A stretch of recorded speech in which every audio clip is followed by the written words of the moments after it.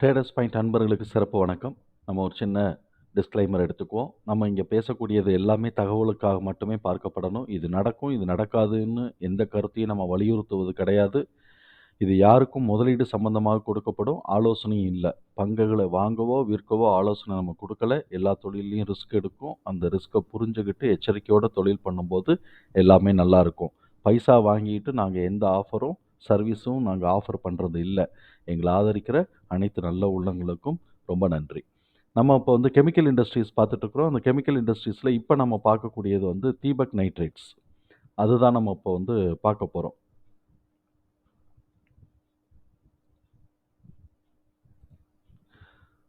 Deepak nitrates பார்க்க போகிறோம். இந்த தீபக் நைட்ரேட்ஸ் வந்து என்ன பண்ணியிருக்கிறான், இவனும் இதே மாதிரி தான் ஒரு வருஷம் பூரா படுத்தே கிடந்தாங்க. ஆனால் நல்லா மேலே ஏறி வச்சுருந்தான். ஒரு வருஷம் படுத்து கிடந்தான்.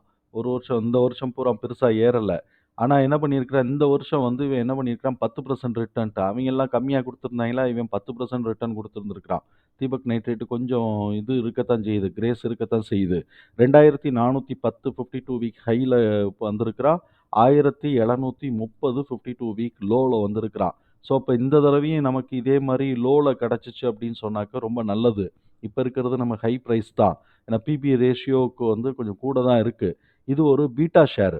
இந்த beta share alpha share, beta ஷேரை பற்றி நான் தனியாக ஒரு வீடியோ போடுறேன். அப்போ தான் அது சரியாக இருக்கும். பீட்டா ஷேர்னாக்க எப்படி நம்ம ட்ரீட் பண்ணணும், ப்ராஃபிட் புக் பண்ணணும் அப்படிங்கிறதுக்கெல்லாம் நம்ம வந்து ஒரு ப்ராக்டிஸ் இருக்குது. அது ப்ராக்டிஸ் தான், ரூல்ஸ்லாம் கிடையாது, ப்ராக்டிஸ் தான். அந்த ப்ராக்டிஸை நம்ம வந்து நம்ம தனியாக ஒரு வீடியோ போடுவோம். டார்கெட்டை பற்றிலாம் பேசும்போது அதை பற்றி பேசுவோம். ஸோ இப்போ இப்படி இருக்கக்கூடிய இந்த தீபக் நைட்ரேட்ஸை பற்றின ஸ்கோர் கார்டை பார்த்துருவோம். எது டிக்கெட் டேப்போட ஸ்கோர் கார்டு பார்த்துருவோம். ரெட் ஃப்ளாக் லோவாக இருக்குது, என்ட்ரி பாயிண்ட் ஆவரேஜாக இருக்குது, ப்ராஃபிட்டபிலிட்டி ஹையாக இருக்குது, க்ரோத் லோவாக இருக்குது, வேல்யூவேஷன் ஹையாக இருக்குது, பெர்ஃபார்மன்ஸஸ்ஸு ஆவரேஜாக இருக்குது. இது ஒரு medium mid cap company, high risk இருக்குது. Mid cap company high risk, moderate risk தான். Mid cap company moderate risk. இப்போ இவங்களுடைய ஹோல்டிங் பேட்டர்ன் பார்ப்போமே. ஹோல்டிங் பேட்டர்னை பார்த்தோம்னாக்க தீபக் நைட்ரேட்ஸுக்கு வந்து எஃப்ஐஎஸ் வந்து குறைச்சி விட்டாங்க இந்த செப்டம்பருக்கு. கிட்டத்தட்ட 2% குறைச்சிட்டான். அதனால் இப்போ ஏறுமா இல்லை கீழே இறங்கிட்டு ஏறுமாங்கிறத நம்ம பார்ப்போம். ஏன்னா புக் வேல்யூக்கு ரொம்ப அதிரி புதிரியாக போயிருந்துச்சுன்னா கீழே இறங்கிட்டு ஏறுறதுக்கு தான் வாய்ப்பு இருக்குது. இவங்க ஹோல்டிங் பேட்டர்ன் பார்த்தோம் அப்படி இது வந்து ப்ரொமோட்டர்ஸ் ஹோல்டிங் பார்த்தோம்னா 49% ப்ரொமோட்டர்ஸ் ஹோல்டிங், அன்பிளெஜ்டு ஷேர்ஸு. ஸோ இப்போ ப்ரொமோட்டர்ஸ் நம்பிக்கை இருக்குது, கம்பெனி நல்ல கம்பெனி எல்லாம் இருக்குது. இனிமேல் பிஸ்னஸை மாத்திரம் தான் நம்ம பார்க்கணும். எஃப்ஐஎஸ் இறக்கி வச்சுருக்கிறாங்கன்னா அவங்க காரணம் இல்லாமல் இறக்க மாட்டாங்க. அடுத்த தடவை திடீர்னு ஏற்றி விட்டாங்கன்னா அதையும் நம்ம அப்டேட் பண்ணிக்குவோம். ஸோ இப்போ ஃபினான்ஷியல்ஸ் நம்ம பார்த்தோம்னா இன்கம் ஸ்டேட்மெண்ட்டில் 2021 $4,381 கோடி ரெவென்யூ எடுத்திருக்கிறான். அவனே 2,500 கோடி இன்க்ரீஸ் பண்ணி 2022 வந்து பார்த்தோம்னாக்க 6,844 கோடி ரெவென்யூ எடுத்திருக்கிறான். அதிலிருந்து கிட்டத்தட்ட ஒரு 1,200 கோடி தான் இன்க்ரீஸ் ஆகிருக்கு 2023க்கு. அப்போ இவனுக்கும் பிஸ்னஸ் படுத்திருக்கு.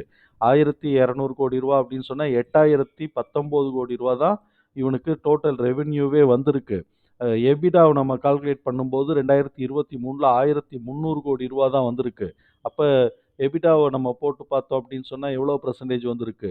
16% தான் எபிடா வந்திருக்கு. இதுக்கு முன்னாடிலாம் 24%, 29% எடுத்திருக்கிறான். அப்போ இந்த 14%, 16%ங்கிறது எப்போ எடுத்திருக்கிறான்? 2019ல் எடுத்திருக்கிறான். அப்போ கீழே விழுந்துட்டு தான் எந்திரிக்க போகுதா அப்படிங்கிறது நம்ம வந்து ரொம்ப கேர்ஃபுல்லாக இருக்கணும். கீழே விழுந்துச்சு அப்படின்னு சொன்னோம்னாக்க வாங்கி போட்டுக்கிறது தான் நல்லது. கீழே விழுகும்போது வாங்கி போட்டுக்கிறது நல்லது. அப்புறம் எதுக்கு இப்போவே நம்ம பார்க்குறோம் அப்படின்னு சொன்னோம்னாக்க, இதுவே ஒரு ஞாபகம் வச்சுக்குவோமே, கீழே விழுகும்போது வாங்கணும் அப்படின்னு ஒரு ஞாபகம் வச்சுக்குவோம். அந்த ப்ராக்டிஸ்க்கு தான். கீழே விழுகாம ஒருவேளை இவன் பாட்டு மேலே ஏறிட்டான்னா, அதுவும் நல்லது தானே. ஸோ இப்போ வந்து இவனுக்கு நெட் இன்கம் வந்து பார்த்தோம் அப்படின்னு சொன்னா 2023ல பார்த்தா 882 கோடி. இது வந்து போன வருஷம் எடுத்தத காட்டிலும் கிட்டத்தட்ட 150, 200 கோடி கம்மியா எடுத்திருக்கிறான். இவன் 2021ல பார்த்தோம்னா 775 எடுத்திருக்கிறான். அதுக்கப்புறம் 2022ல 1066, 23ல பார்த்தோம்னா ரெவென்யூ கூடியிருந்தா கூட ப்ராஃபிட் எபிடாவும் குறைஞ்சிருக்கு. அதே சமயத்துல நெட் இன்கமும் குறைஞ்சிருக்கு. எபிடா வந்து பார்த்தீங்கன்னா கிட்டத்தட்ட வந்து 300 கோடி குறைஞ்சிருக்கு. அதே மாரி நெட் ப்ராஃபிட் வந்து பார்த்தோம்னா கிட்டத்தட்ட 200 கோடி குறைஞ்சிருக்கு. ஸோ அப்ப ஏன் குறைஞ்சிருக்கு? ப்ராஃபிட் குறைஞ்சிருக்கு, ரெவென்யூ கூடியிருக்கு. ஆனா ப்ராஃபிட் வந்து ரொம்ப குறைஞ்சிருக்கு. இதுதான் இவன் வந்து தத்தளிக்கிறதுக்கு. அடுத்த தடவ இவன் வந்து இந்த டிடிஎம்ம மீட் அவுட் பண்ண டிடிஎம் பாருங்களேன், இந்த வருஷம் எடுத்தத காட்டிலும் ரெவென்யூ டிடிஎம் வந்து ரூ. 7,500,00,00,000 தான் இருக்கு பாருங்க. இந்த வருஷமே அவன் ரூ. 8,000,00,00,000 பிசினஸ் பண்ணியிருக்கான். இத காட்டிலும் கூட தானே வேணும். ஆனா இந்த தடவ குறையுது. அப்ப இவன் இந்த பிசினஸ மெயின்டெயின் பண்ணினாலே போதும். ஈஸியா வந்து அடுத்த தடவ மேல ஏறுறதுக்கான வாய்ப்புகள் இருக்குன்னு நம்ம நம்பலாம். இப்ப அதே மாரி தான் எபிடா பாருங்க 1338 இந்த வருஷம் எடுத்திருக்கிறான். டிடிஎம் பாருங்க 1249. அப்ப இந்த வருஷம் அவன் ஏறலாம். இந்த மெயின்டெயின் பண்ணினாலோ, இல்லாட்டி இத காட்டிலும் ஒரு ரூ. 100,00,00,000 கூட எடுத்தாலுமே, சொய்யின்னு மேல ஏறுறதுக்கான வாய்ப்புகள் இருக்கு. நம்ம இப்படித்தான் நம்ம பண்றோம். ஏன்னா ப்ராஃபிட்டு டிடிஎம்ம காட்டிலும் கூட வருதுன்னு சொல்லிட்டு நம்ம வந்து எடுக்கிறோம். போன வருஷத்து டிடிஎம் என்ன இருக்குன்னு நம்ம இப்ப எடுக்க முடியாது. அதனால, இப்ப இந்த அடுத்த வருஷத்துக்கு உண்டான டிடிஎம்ம மாத்திரம் நம்ம வச்சு பார்ப்போம். இப்ப இவன் இந்த பிசினஸ்லேருந்து கொஞ்சூண்டு கூட எடுத்தாலே பெருசா ஏறிரும். ஆனா கொஞ்சூண்டு கூட எடுத்த டிடிஎம்ம காட்டிலும் கூட வரும். என்னப்பா போன தடவை காட்டிலும் இந்த தடவ உனக்கு கொஞ்சம் தான் கூடியிருக்குன்னு சொல்லிட்டு அப்பவும் அடிச்சு விட்டாங்கன்னா, அடுத்த தடவ டிடிஎம் இன்னும் குறைஞ்சு கீழ வரும்போது கீழ தான் போகும். அதனால அவன் பிசினஸ் என்ன பண்றான், குவார்ட்டர்லி ரெவென்யூலாம் எப்படி எடுக்குறான்னு பார்ப்போம். இந்த இடத்திலேயே குவார்ட்டர்லியும் பார்த்துருவோமே! டிடிஎம் ரூ. 7,500,00,00,000 தான். இவன் இந்த 2 வருஷத்துல இந்த 2 குவார்ட்டர்ல சேர்த்து கிட்டத்தட்ட ரூ. 3,500,00,00,000 எடுத்துட்டான். பாதி எடுத்துட்டான். அப்ப அவிங்க டிடிஎம் கரெக்ட்டா தான் போட்டுக்கிட்டு இருக்கிறாய்ங்க. இவிங்க என்ன பண்றாய்ங்க, செப்டம்பர், டிசம்பர்லாம் என்ன செய்யுதுன்னு பார்ப்போமே. டிசம்பர் மாசம் கூடுதுங்க. செப்டம்பர் கம்மியாகுது. டிசம்பர் கூடுது. அப்ப இந்த பாருங்களேன், இங்க இருக்கக்கூடிய 2022 செப்டம்பர்ல என்ன பண்ணியிருக்கிறான், 1973 எடுத்திருக்கிறான். அ அதுக்கு முன்னாடி பார்த்தோம்னாக்க, 2067 எடுத்திருக்கிறான். கிட்டத்தட்ட ரூ. 100,00,00,000 கம்மியா எடுத்திருக்கிறான். அதுக்கப்புறம் இங்க வந்து பார்த்தோம்னா, ஒரு 23, 24,00,00,000 இன்கிரீஸ் ஆகியிருக்கிறான் டிசம்பர் 22ல. இப்ப இதே மாரி இங்க பார்த்தோம்னா, கிட்டத்தட்ட வந்து ஒரு ரூ. 173,00,00,000 கம்மியா எடுத்திருக்கிறான் ரெவென்யூ. அப்ப அவன் அங்க போன அந்த அந்த டயத்துல கூட 100 தான். இந்த தடவ 173. இது சாரி இது வந்து மார்ச்சுக்கும், இதுக்கும் ஜூனுக்கும். நம்ம ஜூனுக்கும், செப்டம்பருக்கும் தான் பார்க்கணும். இங்க பார்க்கணும். 1,800,00,00,000க்கும் 1,795,00,00,000 5,00,00,000 தான் கம்மியா எடுத்திருக்கிறான். அந்த இடத்துல ரூ. 100,00,00,000 இங்க கம்மியா எடுத்தானா, இந்த இடத்துல பாருங்க 5,00,00,000. அப்ப இந்த பிசினஸ் வந்து இந்த இடத்துல ஸ்டேபிள் ஆகி கிட்டத்தட்ட அடுத்த தடவ டிசம்பர் மாசம் சேல்ஸ் கூடிருச்சுனாலே அவன் டிடிஎம் பிடிச்சிருவான். அதே மாரி தான் எபிடாவோட இது பார்ப்போமே. எபிடா நமக்கு வந்து இந்த இடத்துல எவ்வளோ வந்திருக்கு? அ ஆயிரத்தி எபிடா வந்து ரூ. 1,200,00,00,000. எபிடா வந்து ரூ. 1,200,00,00,000 வந்திருக்கு. அதாவது காட்டிக்கிட்டு இருக்கு. இப்ப இவன் எவ்வளவு கோடி பிடிச்சிருக்கிறான்னு பார்ப்போம். கிட்டத்தட்ட ரூ. 550,00,00,000 பிடிச்சிருக்கிறான். இப்ப இன்னும் கொஞ்சம் 700 வரணும். எபிடா வந்து ஜூன் டூ செப்டம்பர் என்ன பண்ணியிருக்கிறான்னு பார்ப்போம். ஜூன் டூ செப்டம்பர் போன தடவ கிட்டத்தட்ட வந்து ஒரு ரூ. 80,00,00,000 கம்மியாயிருக்கிறான். அதுக்கப்புறம் செப்டம்பர் டூ டிசம்பர் அப்படியே மேல ஏறிட்டான். கிட்டத்தட்ட ஒரு ரூ. 40,00,00,000 மேல ஏறியிருக்கிறான். இது போன வருஷம். அதே மாரி இந்த தடவ ஜூன் டூ செப்டம்பர் இவன் கம்மியாகல பாருங்க, கூடியிருக்கிறான். அப்ப டிசம்பர் மாசமும் கூடிட்டான் அப்படின்னு சொன்னாக்க, இந்த இடத்துல எபிடாவோட டிடிஎம்மையும் சேர்த்து அச்சீவ் பண்ணி விட்டுருவாய்ங்க. நெட் இன்கம் வெறும் அங்க வந்து 700 சொச்சம் தான். அதனால இந்த தடவை இப்பவே 350, 354,00,00,000 ரீச் பண்ணிட்டான். இதையும் 50% ரீச் பண்ணிட்டான். நல்லா இருக்கு. இப்ப வந்து ஏர்னிங் பெர் ஷேர் வந்து 10.99 இந்த குவார்ட்டர்ல இருக்கு. இப்ப நம்ம ஆனுவல்ல வந்து தான் பார்க்க போறோம். அந்த இடம்லாம் நம்ம ஆனுவல்ல தான் பார்ப்போம். ஆனுவல்ல பார்த்துட்டு இபிஎஸ் ஆனுவல் இபிஎஸ் வந்து ரூ. 62 இருக்கு. அ இது வந்து டிவிடெண்ட் வந்து ரூ. 7.50 குடுக்குறான் பாருங்க. ரூ. 7.50 டிவிடெண்டும் குடுக்குறான். அப்ப அ நிச்சயமா பேங்க் இன்ட்ரெஸ்ட்ட காட்டிலும் கூட தானே நமக்கு. அதனால எப்படி போட்டாலும் இது பெனிஃபிட் தான். இப்ப நம்ம வந்து பேலன்ஸ் ஷீட் எடுத்துக்கிட்டோம். பேலன்ஸ் ஷீட் எடுத்துட்டோம்னா டோட்டல் அசெட் ரூ. 5,000,00,00,000 இருக்கு. நான் கரண்ட் அசெட் வந்து ரூ. 2,389,00,00,000 இருக்கு. நான் கரண்ட் லயபிலிட்டீஸ் பார்த்தீங்கன்னு வச்சுக்கங்களேன், வெறும் ரூ. 244,00,00,000 இருக்கு. 10% தான். அதுலயும் லாங் டெர்ம் டெப்ட் எவ்வளோ இருக்குன்னு பார்ப்போம். 58,00,00,000. அப்ப அந்த 10%லயும் இன்னும் கம்மி பண்ணிக்கங்க. ஒரு 1% ஆக்கி விட்டுறலாம். அப்ப இந்த 10%ங்கிறது நம்ம வந்து மொத்தத்துக்கு எடுத்திருக்கிறோம் 10%ன்னு. ஆனா அவங்க கால்குலேட் பண்ணும்போது கம்மியா தான் வர்ற மாரி இருக்கும். அப்ப இது வந்து ஃபண்டமெண்டலா ஸ்ட்ராங்கா இருக்கக்கூடிய கம்பெனி. டிவிடெண்ட் குடுக்குறான். எஃப்ஐஎஸ் இறக்கி விட்டுருக்கிறான். போன தடவ ப்ராஃபிட் அதாவது 2023ல வந்து ப்ராஃபிட்டும் குறைஞ்சிருக்கு, ரெவென்யூவும் குறைஞ்சிருக்கு, எபிடா ரேஷியோவும் குறைஞ்சிருக்கு. இதெல்லாம் குறைஞ்சிருக்கு. 2024ல இதெல்லாம் மீட் அவுட் பண்ணி பெருசா எடுத்துட்டான் அப்படின்னு சொன்னாக்க, இவன் ஃபர்தரா ஏறுறதுக்கான வாய்ப்புகள் இருக்கு. இறைவனுடைய திருக்கருணையினால எல்லாம் நல்லபடியா நடக்கட்டும். இப்ப வந்து பார்த்தோம்னாக்க, சேஞ்சஸ் இன் வொர்க்கிங் கேப்பிட்டல்ல வந்து அ ஒரு கிட்டத்தட்ட ஒரு ரூ. 150,00,00,000 140 140 150,00,00,000 கம்மியா இருக்குன்னு வச்சுக்குவோம். பாக்கி எல்லாமே ப்ளஸ்ல இருக்கு. அதனால இவன் காசுக்கு ஒண்ணும் பெருசா வந்து தள்ளாடுறது மாரி தெரியல. எல்லாமே நல்லா தான் இருக்கிறாய்ங்க. ஸோ ஃபினான்ஷியலா கேஷ் ஃப்ளோலயும் வெல்த்தியா இருக்கான். இதுலயும் ஃபண்டமெண்டலாவும் ஸ்ட்ராங்கா இருக்கான். நெட் வொர்த்தும் நல்லா இருக்கு. நெட் வொர்த்தும் நல்லா இருக்கு. அதனால ஃபண்டமெண்டலா ஸ்ட்ராங்கா இருக்கக்கூடிய கம்பெனி, இப்ப இவைங்க வந்து இங்க என்ன பண்ணிட்டு இருக்கிறாய்ங்கன்னு பார்ப்போமே! இவைங்க என்ன பண்ணிட்டு இருக்கிறாய்ங்க? இப்ப இவனோட இதில போயிட்டு நம்ம வந்து டெப்ட் எடுத்துருவோம். டெப்ட் நம்ம பேசுன மாரி 10% 1% இருக்கான்னு பார்த்துருவோம். அத பார்த்துட்டோம்னா சந்தோஷமா போயிரலாம். அதுக்கு முன்னாடி ரெவென்யூ அ பெ ஃபெனோலிக்ஸ் அப்படின்னு சொல்லிட்டு ப்ராடக்ட் போட்டுக்கிட்டு இருக்கிறாய்ங்க. அது நமக்கு அந்த கெமிக்கல் இன்ஜினியரிங்லாம் தெரியாது. 49 பில்லியன் அதான் வருது. அட்வான்ஸ்டு இன்டர்மீடியேட்டர்ஸ் அப்படின்னு சொல்லிட்டு ஒரு 30 வருது. பாக்கி எல்லாம் வந்து பேசிக் கெமிக்கல்ஸ்லாம் போன வருஷம் வரல. அது இந்த வருஷம் என்ன பண்றாய்ங்கன்னு பார்ப்போம். ஸ்பெஷாலிட்டி கெமிக்கல்ஸோட டேட்டா இதில இல்ல. பண்ணினாங்களா இல்லையான்னு தெரியல. 2021 வரைக்கும் பண்ணவனுக்கு 22 பண்ண தெரியாதா? அது ஆனா நமக்கு தெரியல. சரி இவன் வந்து எக்ஸ்போர்ட்லாம் பண்றானாங்கிறதையும் பார்த்துப்புடுவோம். இந்தியா மாத்திரமா இப்ப இங்க பாருங்க 50% கிட்ட 62% வந்து இம்போர்ட் இது வந்து ஃபொனடிக்ஸ் வந்து ஃபொனோலிக்ஸாவும், இது வந்து 30% 38% வந்து அட்வான்ஸ்டு கெமிக்கல்ஸ் இருக்கு. எவ்வளோ பெர்சென்ட் எக்ஸ்போர்ட் பண்றான்? 80% டொமஸ்டிக்கும் 19.59% 20% வந்து எக்ஸ்போர்ட்டும் பண்றான். ஸோ, அப்ப எக்ஸ்போர்ட்டுக்கும் ஆப்பர்ச்சுனிட்டி இருக்கு. இப்ப வந்து நம்ம கடன்லாம் எப்படி இருக்கு? நம்ம பார்த்தீங்களா 0.1% வந்துட்டான்னா, ஸோ அப்ப 10% கூட இல்ல. அவன் அந்த ரூ. 54,00,00,000 தான் கால்குலேட் பண்ணி எடுத்திருக்கிறாய்ங்க. இப்ப புக் வேல்யூ வந்து ரூ. 318 இருக்கு. ஸோ, அப்ப 318 அப்படின்னு சொன்னா நம்ம எவ்வளோ ரூ. 1,500 இங்கிட்டு ஒரு ரூ. 1000 அ ரூ. 100 அப்ப ரூ. 1,600க்கு தான் நம்மள பொறுத்தவரைக்கும் இது ஒர்த்துன்னு சொல்லுவோம். ஆனா, இவன் ரியாலிட்டில எவ்வளோ இருக்கிறான்? ரூ. 1,600 தாண்டி ரூ. 2,200 ரூ. 600 கூட இருக்கிறான். ரூ. 600 இப்ப கூட இருக்கிறான். இப்ப நம்ம வந்து மந்த்லி கேண்டில்ல போய் பார்ப்போம். நம்ம தான் வந்து டெய்லி பிசினஸ் பண்றது இல்லைல. ஸோ, இப்ப இந்த மந்த்லி கேண்டில்ல வந்து இந்த இடத்துல ஒரு சிக்னிஃபிகன்ஸ் பாருங்களேன். இந்த ஹையும், இந்த லோவும் குறுகிக்கிட்டே வருதா? இதோட இது வந்து குறுகிக்கிட்டே இது திருப்பி இப்படி மேலே ஏறிருச்சுன்னா, இன்னும் கொஞ்சம் குறுக ஆரம்பிச்சுரும். அப்படி குறுக ஆரம்பிச்சுச்சுன்னு வச்சுக்கங்களேன், எந்த பக்கம் வெடிக்குதோ அது பெருசா வெடிக்கும். எந்த பக்கம் இழுத்துச்சோ அது பெருசா இழுக்கும். அந்த இதுக்கு உண்டான எக்ஸாம்பிள்ஸ் ஏதாவது இருக்கான்னு பார்ப்போம். 1 ஹவர்ல கிடைக்குதான்னு பார்ப்போம்.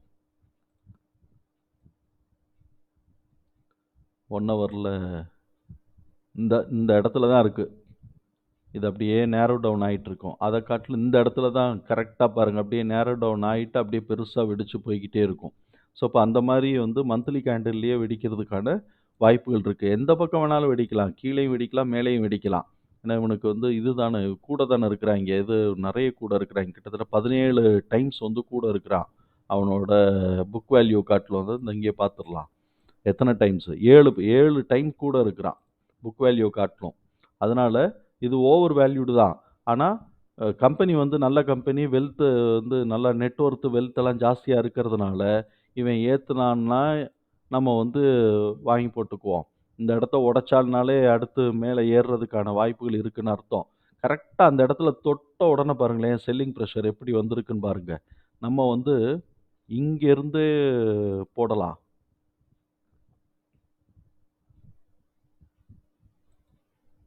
இங்க இருந்தே போட்டா கூட 400 இது வந்து எப்படி போட்டாலும் புக் வேல்யூக்கு அதுக்கு சம்மந்தமே இல்ல. எப்படி போட்டாலும் புக் வேல்யூக்கு அதுக்கு சம்மந்தம் இல்ல. ஏன்னா நம்மள பொறுத்தவரைக்கும் ரூ. 1,600 தான் இருக்கணும்.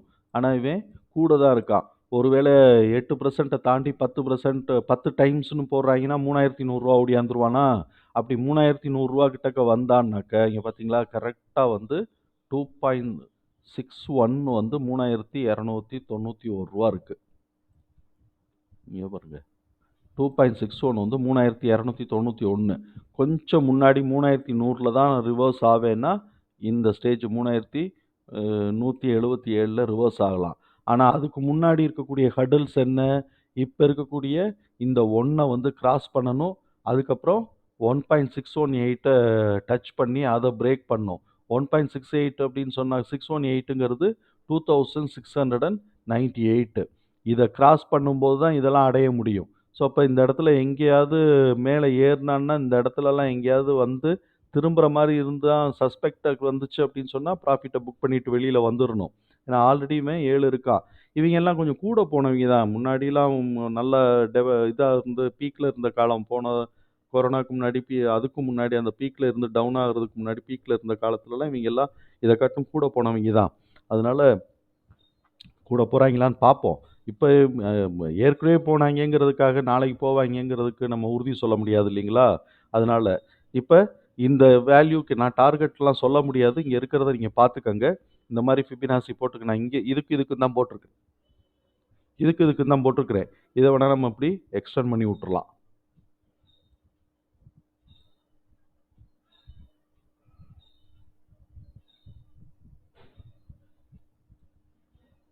இப்படி எக்ஸ்டெண்ட் பண்ணி விட்டோம்னாக்க அது வந்து 7.25 கொஞ்சம் டார்கெட் மாறும். அதனால் பழைய கோட்டை இந்த 2 கோட்டையும் அடிச்சு விட்ருவோம். ஆனால் இது பார்த்தா ப்ராக்டிக்கலாக இந்த இதுக்கு வர்ற மாதிரி தெரியல. பழைய இது தான் கரெக்டாக இருக்குது. இதுதான் கரெக்டாக இருக்குது. ப்ராக்டிக்கலாக பார்க்கணும்ல. அந்த 3800லாம் போவானான்னு பார்க்கணும். 3800ங்கிறது எவ்வளோ பெருசு? நம்ம பார்த்துருவோம். 3800 டிவைடட் பை 3318 போட்டோம்னாக்க 12% வர்றதுக்கு வாய்ப்பு இருக்கே. 3800 அப்படிங்கிறது 12% வர்றதுக்கு வாய்ப்பு இருக்குது. அதனால வந்து நம்ம ஃபார்வர்ட் பண்ணிக்குவோம். இழுத்து விடுவோம்.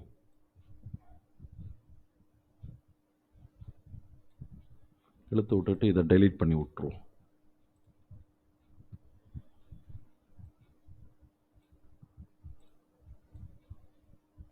வெயிட் பண்ணிவிட்டு இந்த இடத்த வந்து ட்ரெண்ட் லைனை கட் பண்ணிட்டான். ட்ரெண்ட் லைனை கட் பண்ணிவிட்டு இது புல் பேக்னு எடுத்துக்கலாம். எடுத்துக்கிட்டு மேலே உடச்சி மேலே போகணும். மேலே போகும்போது 0.618 அதாவது 2518 வரும்போது ஒரு ஹடல் இருக்குது. அப்புறம் 2700க்கு ஒரு ஹடல் இருக்குது. இது 7.8 0.786. அதுக்கப்புறம் 1 ப்ரீவியஸ் வேல்யூக்குவான 3012 அந்த இடத்துக்கும் வரணும். ஸோ இப்போ இதெல்லாம் ஹடல். இதில் எங்கே வரைக்கும் ஏறுறானோ ஏறிக்கங்க, ப்ராஃபிட்டை புக் பண்ணிவிட்டு வாங்க. இங்கே தான் வரும் அங்கே தான் வருங்கிறது நமக்கு தெரியாது. அதனால் எங்கே வரைக்கும் ஏறுதோ அங்கே வரைக்கும் வாங்க. 3800க்கு வந்துச்சுன்னா ரொம்ப சந்தோஷம்தான். 3800க்குலாம் வந்துச்சுன்னா சந்தோஷம்தான். 1.618 3800க்கு வந்துச்சுன்னா சந்தோஷம்தான். இது டபிள்யூவாக ஃபார்ம் ஆச்சு. இது மேலே ஏறி கப்பன் சாசர் மாதிரி ஃபார்ம் ஆச்சுன்னா 1.5 டைம்ஸ் எங்கேருந்து இங்கேருந்து 1700 இந்த சைடு வந்து 3000. ஸோ இப்போ 1300 இன்ட்டு இது இன்னும் 1900 ரூபா இங்கேருந்து கரெக்டாக 3600 ரூபாய்க்கு வரும். ஏற்கனவே போட்ட ரேட்டுக்கு வரும். இந்த ரேஞ்சு வரைக்கும் வர்றதுக்கு வாய்ப்பு இருக்குது. இது டபிள்யூவாவோ கப்பன் சாசரோவோ ஃபார்ம் ஆச்சுன்னா, அது ஒரு பேட்டர்னில் ஃபார்ம் ஆச்சுன்னா, மேலே ஏறிச்சுன்னா. ஸோ இப்போ ஒவ்வொரு கோடுமே ஹடல். இதில் எங்கே திரும்பும் அப்படின்லாம் நம்ம வந்து உறுதியாக சொல்கிறதுக்கு இல்லை. சும்மா அப்படியே குத்து மதிப்பாக பார்த்துக்கு நமக்கு தான் அனுபவம் வந்துருச்சுல்ல, எங்கெங்கே திரும்புறதுக்கு வாய்ப்பு இருக்குங்கிற அனுபவம்லாம் வந்துருச்சுல்ல. அதனால் பிரச்சனை இல்லை. பார்த்துக்குங்க, நல்லா பார்த்து இதை வந்து இது மாத்திரம் கொஞ்சம் கேர்ஃபுல்லாக பாருங்கள். நான் 12%லாம் வந்தான்னா நல்லது தான். நம்ம வரணும்னு ஆசைப்பட்டு தான் நம்ம அனலைஸ் பண்ணி பார்க்குறோம். வந்தால் நல்லது தான். கீழே இறங்கினான்னா வாங்கி போட்டு வச்சுக்கலாம். மேலே ஏறுறதுக்கு நல்ல வாய்ப்பு இருக்கக்கூடிய கம்பெனி தான். ப்ரொவைடட் அவன் ரெவென்யூ, ப்ராஃபிட் மார்ஜின் இதெல்லாம் இந்த 2023ல் கம்மியாக எடுத்த மாதிரி இல்லாமல் இன்க்ரீஸ் பண்ணி மேலே தூக்கிட்டு போயிட்டா 23% ஆப்ரேட்டிங் ப்ராஃபிட்லாம் கொண்டாந்தான்னாக்க நல்லா மேலே ஏறுறதுக்கான வாய்ப்புகள் இருக்குது. நன்றி நண்பர்களே.